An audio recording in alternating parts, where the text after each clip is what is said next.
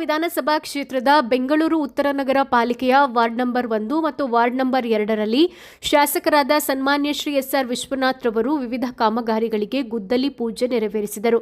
Ward number 1ರ ವ್ಯಾಪ್ತಿಯಲ್ಲಿರೋ Harohalli Sai ವಿಹಾರ layout, Gandhinagar, ವೆಂಕಟಲ ಮುಖ್ಯ ರಸ್ತೆ, ಮಾರುತಿನಗರ 2ನೇ ಮುಖ್ಯ ರಸ್ತೆ, ಮಾರುತಿನಗರ, ಆರ್.ವಿ. ಕಲ್ಯಾಣ ಮಂಟಪ ರಸ್ತೆ, ಮಾರುತಿನಗರ, ಕೂರ್ಲಪ್ಪ ಲೇಔಟ್ ಮುಖ್ಯ ರಸ್ತೆ, ಸುರಭಿ ಬಡಾವಣೆ, BW SSB ಟ್ರೀಟ್ಮೆಂಟ್ ಫ್ಲಾಟ್ ರಸ್ತೆ, ವಾರ್ಡ್ ನಂಬರ್ 2ರ ವ್ಯಾಪ್ತಿಯಲ್ಲಿರೋ ಪುಟ್ಟೇನಹಳ್ಳಿ, SC/ST ಕಾಲೋನಿ, ನೇಹಾ ಪ್ರಕಾಶ್ ಆಸ್ಪತ್ರೆ ಹಿಂಭಾಗ, 2ನೇ ಎ ಶಿರ್ಕೆ ಅಪಾರ್ಟ್ಮೆಂಟ್ ಹತ್ತಿರ, ವಿವೇಕಾನಂದ ಪಾರ್ಕ್ ನಂದಿನಿ ಬೂತ್ ಹತ್ತಿರ, ಇಂದ್ರಪ್ರಸ್ಥ ಹೋಟೆಲ್ ಮುಂಭಾಗ, ಕಾಮಾಕ್ಷಮ್ಮ ಬಡಾವಣೆ, 1ನೇ ಮುಖ್ಯ ರಸ್ತೆ, ವಿಜಯ ಜ್ಯೋತಿ ಸ್ಕೂಲ್ ಹತ್ತಿರ, 6ನೇ ಅಡ್ಡ ರಸ್ತೆ, 26ನೇ ಅಡ್ಡ ರಸ್ತೆ, ಕೊಂಡಪ್ಪ ಬಡಾವಣೆ, ಚೌಡೇಶ್ವರಿ ದೇವಸ್ಥಾನದ ಹತ್ತಿರ 1 ಮತ್ತು 2 ವಾರ್ಡ್ಗಳಲ್ಲಿ ಸುಮಾರು 12 ಕೋಟಿ ವೆಚ್ಚದಲ್ಲಿ ಜನಪ್ರಿಯ ಶಾಸಕರಾದ ಸನ್ಮಾನ್ಯ ಶ್ರೀ ಎಸ್.ಆರ್. ವಿಶ್ವನಾಥ್ ರವರು ವಿವಿಧ ಕಾಮಗಾರಿಗಳ ಉದ್ಘಾಟನೆ ಹಾಗೂ ಗುದ್ದಲಿ ಪೂಜೆ ನೆರವೇರಿಸಿದರು.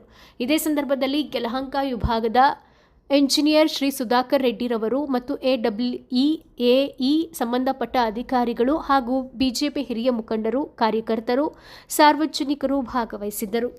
ಬೆಂಗಳೂರು ಉತ್ತರ ನಗರ ಪಾಲಿಕೆಯ ವಾರ್ಡ್ ನಂಬರ್ 1 ಮತ್ತು 2ರಲ್ಲಿ ಸುಮಾರು 12 ಕೋಟಿ ರೂಪಾಯಿ ವೆಚ್ಚದ ರಸ್ತೆ ಚರಂಡಿ ಕಾಮಗಾರಿಗಳಿಗೆ ಗುದ್ದಲಿ ಪೂಜೆಯನ್ನು ನಾವು ಮಾಡ್ತಾಯಿದ್ದೀವಿ. ಜೊತೆಯಲ್ಲಿ ಇವತ್ತು ಬೀದಿ ಬದಿ ವ್ಯಾಪಾರಿಗಳಿಗೆ ಕೂಡ ಒಂದು ಜಾಗವನ್ನು ಕೂಡ ರಸ್ತೆಯಲ್ಲಿ ಫುಟ್ಪಾತಲ್ಲಿ ಏನು ಬಿಡ್ತಾಯಿದ್ರು ಅವರಿಗೆ ಒಂದು ಸಪ್ರೇಟಾಗಿರ್ತಕ್ಕಂಥ ಒಂದು ಜಾಗವನ್ನೇ ಕೂಡ ಅವರಿಗೆ ನಾವು ಕೊಟ್ಟಿದ್ದೀವಿ. ನಿರಂತರವಾಗಿ ಪೂಜೆಗಳನ್ನು ನಾವು ಮಾಡ್ತಾಯಿದ್ದೀವಿ. ಅನುದಾನದ ಕೊರತೆ ಅಂತೂ ಪ್ರತಿ ಸಾರಿ ಹೇಳಿದ ರೀತಿಯಲ್ಲಿ ಈಗಲೂ ಕೂಡ ಕೊರತೆ ಇದೆ. ನಾವು ಅಸೆಂಬ್ಲಿಯಲ್ಲಿ ಮಾತಾಡಿದಾಗ ಅನುದಾನವನ್ನು ಒಂದಷ್ಟು ಕೊಡ್ತೀವಿ ನಿಮಗೂ ಕೂಡ ಅಂತಕ್ಕಂಥ ಮಾತನ್ನು ಹೇಳಿದ್ರು. ಇಲ್ಲಿವರೆಗೂ ಯಾವುದೇ ಅಧಿಕೃತವಾದಂಥ ಆದೇಶ ನಮಗಿನ್ನೂ ಬಂದಿಲ್ಲ. 25 ಕೋಟಿ ಕೊಡ್ತೀವಿ ಅಂತ ಹೇಳಿದರು. ಸೊ 25 ಕೋಟಿ ಬಂದಾದಮೇಲೆ ಮತ್ತೆ 4 ವಾರ್ಡ್ಗಳಿಗೆ ಎಲ್ಲೆಲ್ಲಿ ಅವಶ್ಯಕತೆ ಇದೆಯೋ ಜನ ಹೇಳ್ತಾರೋ ಅಲ್ಲಿ ಖಂಡಿತವಾಗಿ ಕೆಲಸವನ್ನು ಮಾಡ್ತೀವಿ. ತಾವು ನೋಡಿರ್ಬೋದು, ಯಲಹಂಕದಲ್ಲಿ ಯಾವುದೇ ಮುಖ್ಯ ರಸ್ತೆಗಳು ದೊಡ್ಡ ದೊಡ್ಡ ಗುಂಡಿಗಳು ಯಾವುದೂ ಇಲ್ಲ. ಕೆಲವು ಕಡೆ ಇದೆ, ಗುಂಡಿ ಇಲ್ಲ ಅಂತ ನಾನು ಹೇಳ್ತಾ ಇಲ್ಲ.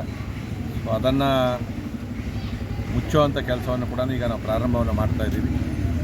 ಸೊ ನನ್ನ ಕ್ಷೇತ್ರದಲ್ಲಿ ಸಾಕಷ್ಟು ಸಮಸ್ಯೆಗಳು, ವಿಶೇಷವಾಗಿ ರಸ್ತೆ ಸಮಸ್ಯೆ ಭಾಳ ದೊಡ್ಡದಾಗಿರ್ತಕ್ಕಂಥದ್ದು ಮತ್ತು ಪಾರ್ಕ್ಗಳು, ಕೆರೆಗಳ ಮೇಂಟೆನೆನ್ಸ್ಗೆ ದುಡ್ಡನ್ನು ರಿಲೀಸ್ ಮಾಡ್ತಾಯಿಲ್ಲ.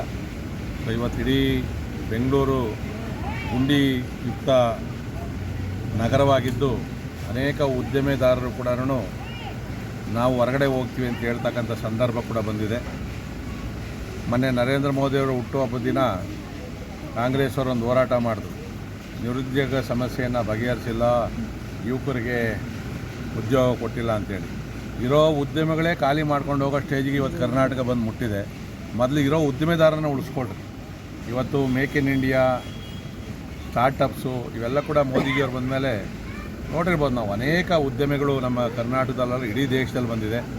ಅದರಿಂದ ಪರೋಕ್ಷವಾಗಿ ಪ್ರತ್ಯಕ್ಷವಾಗಿ ಅನೇಕ ಯುವಕರಿಗೂ ಕೂಡ ಅದರಲ್ಲಿ ಉದ್ಯೋಗವನ್ನು ಮಾಡ್ತಾಯಿದ್ದಾರೆ. ಸ್ವಂತ ಉದ್ಯೋಗವನ್ನು ಕೂಡ ಮಾಡಿ ಒಂದಷ್ಟು ಜನ ಕೆಲಸವನ್ನು ಕೊಡ್ತಾ ಇರ್ತಕ್ಕಂಥದ್ದು. ಈ ಥರ ನರೇಂದ್ರ ಮೋದಿಯವರನ್ನು ಈಗ ಎಳೆಯೋದೇ ಅವ್ರ ದೊಡ್ಡ ಕೆಲಸ ಆಗಿದೆ.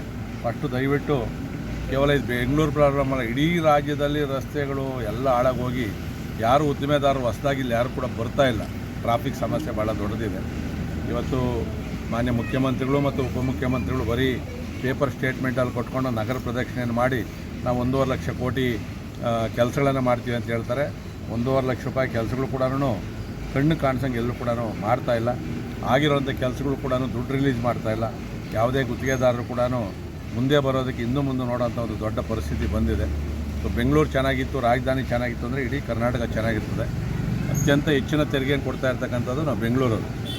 ಈಗ greater Bengaluru of authority GBA ಕೂಡ ಮಾಡಿ ಗೊಂದಲವನ್ನು ಮಾಡಿಟ್ಟವ್ರೆ. ಇವತ್ತು ಯಾವುದೇ ಟೆಂಡರ್ ಆಗ್ತಾಯಿಲ್ಲ. ಯಾಕಂದರೆ ಆ ಸೆಂಟ್ರಲೈಸಿಂದ ಈ ಕಡೆ ಬೇರೆ ಬೇರೆ ಮಹಾನಗರ ಪಾಲಿಕೆಗಳಿಗೆ ಅಧಿಕಾರಿಗಳನ್ನು, ಆ ಕೋಡ್ಗಳನ್ನು ವರ್ಗಾವಣೆ ಮಾಡೋಕ್ಕೆ ಇನ್ನೂ ಕೂಡ ಆಗ್ತಾಯಿಲ್ಲ. ಈ ಖಾತಾಗಳಾಗ್ತಾಯಿಲ್ಲ, ಟೆಂಡರ್ಗಳಾಗ್ತಾಯಿಲ್ಲ.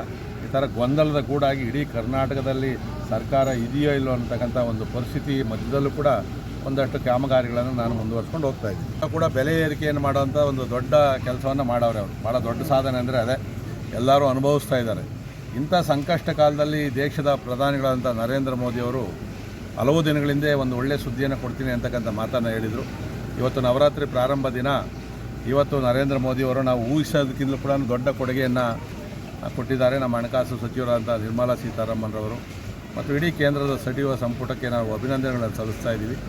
ಇವತ್ತು ಏನು GST ಭಾಳ ಜಾಸ್ತಿ ಇತ್ತು, ಇವತ್ತು 18%, 5%, 0% ಇಳಿಸಿರ್ತಕ್ಕಂಥದ್ದು.